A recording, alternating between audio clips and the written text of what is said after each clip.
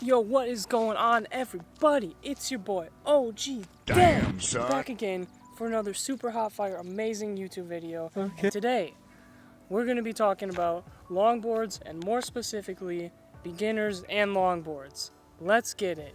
So basically, this video is for those people who, say, got recommended a skateboarding, longboarding video on YouTube, fell in love with it at first sight, started watching hundreds of videos on longboarding, tricks, skateboarding, all that kind of stuff.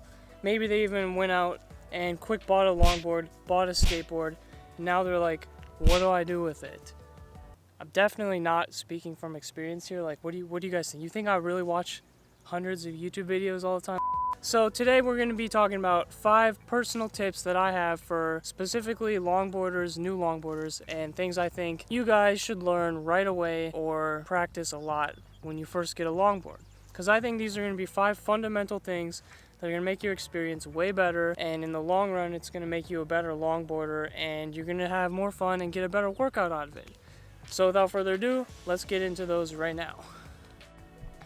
Alright guys, and tip number 1, get comfortable cruising and riding your longboard. I know this is pretty self-explanatory, but a lot of people will get their board and instantly skip all the fundamental steps and go straight to trying to learn tricks, which is no, big X no. You gotta be able to cruise and carve comfortably on your board at all times, because it's gonna make everything astronomically easier.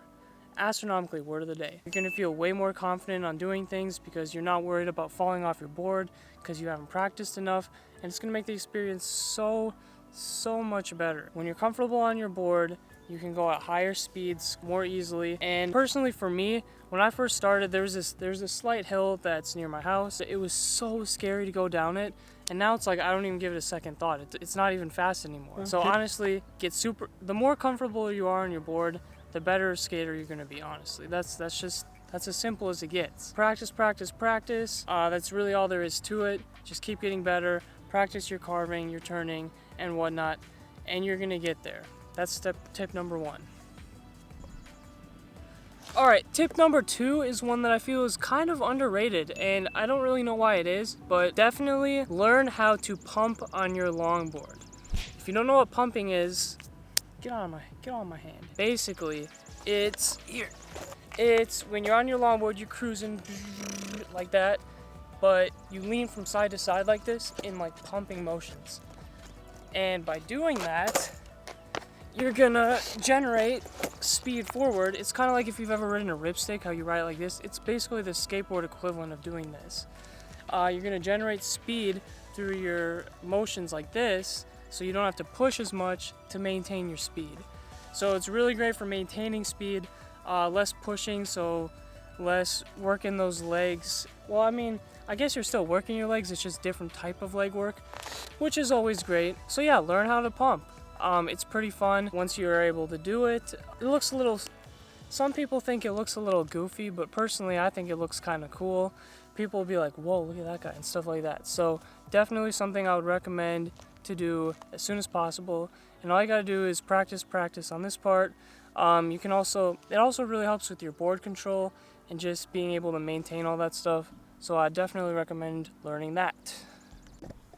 Alright, so my third tip on the beginner tips for this would be learning how to ride switch. So typically when you start riding boards and stuff, you're either going to have your left foot or your right foot in front, and that's what most people go on for, years and months ahead. But personally, I would recommend, once you're pretty comfortable riding normally, to definitely learn riding switch, which is basically you put your other foot in front and you learn with that. So the reasons for that being, it opens you up to a whole nother range of tricks and other stuff like that. You get more confident on your board, feel more comfortable riding, and along with that, it can also help when you're doing really long cruises and journeys upwards of 10, 15, 20 miles. So your one leg that's always on the front of the board doesn't always get super tired, which definitely really helps, because speaking from experience, after riding 10, 14 miles on the board, my right foot, which is my dominant foot and that's always on the board usually, gets super tired, like the bottom of my foot.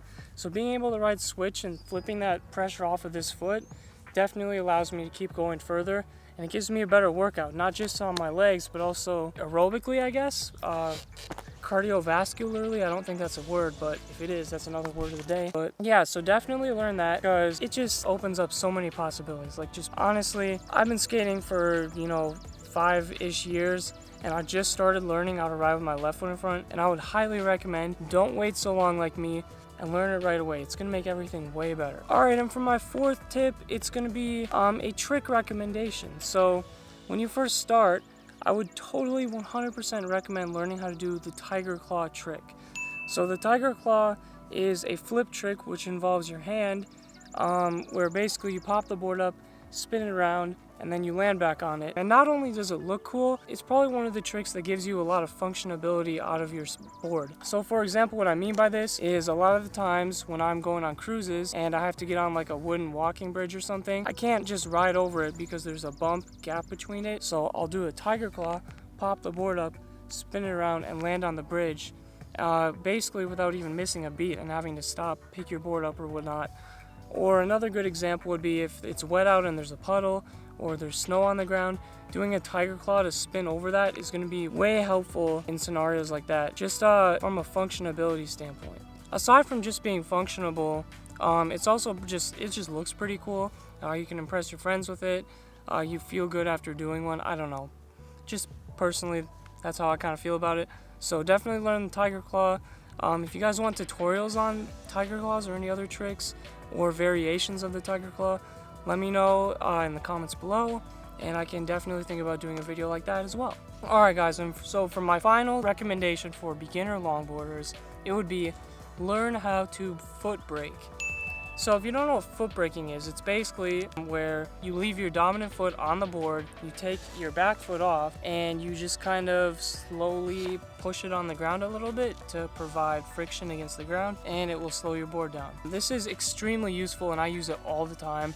So if you're going really fast, but maybe there's a stop sign ahead and you're on a road and you don't want to get hit by a car or something, put your foot on the ground, slow down, check over the corner, or you can do a full stop, either works great. It's definitely something you need to know if you live in a city or if you're afraid of going down big hills and you don't want to completely bomb out because you're not wearing your sliding gloves or your helmet or whatnot. Definitely something you need to know as a beginner, because if you don't know how to stop, I mean, you're going to be kind of screwed when you need to stop and you don't know how to. Again, if you guys want me to teach you exactly the way that I learned how to foot brake and the things that you need to be able to do to get to that point, drop it in the comments and maybe I'll make a video on it in the future. But for now, that's gonna be about it for these 5 tip trick-ish thing recommendations. Yeah, you get the gist. So I hope that you learned something new today. Hopefully some of these will help you guys who are just starting out longboarding be able to feel more comfortable or have something to start with at least. And with that being said, that's gonna be about it for the trick tutorial or trick tip tutorial thingy. So yeah, if you haven't gotten a longboard yet, go pick one up, try out these tips. I guarantee you're gonna have a lot of fun. Or if you already have a longboard, go enjoy the spring weather outside and go on a nice little 10-mile, 14-mile cruise around your town or something. Trust me, it's gonna be a lot of fun. Be sure to practice some of these things while you're out there, and that's gonna be about it. So with that being said, thank you guys so much for tuning in to my trick tip video thingy. I don't even know, trick tip? Is that the right word? Maybe just tip recommendation thing? Okay. Whatever, doesn't matter. Thanks for tuning in. Hit the like button if you liked the video and you learned something new by it. Hit subscribe if you want to see more videos and you like what I'm doing. Leave a comment on what you want me to do next or other video suggestions. I reply to all comments, so it's all good. So yeah, thanks for watching and I will see you guys on Saturday. Peace.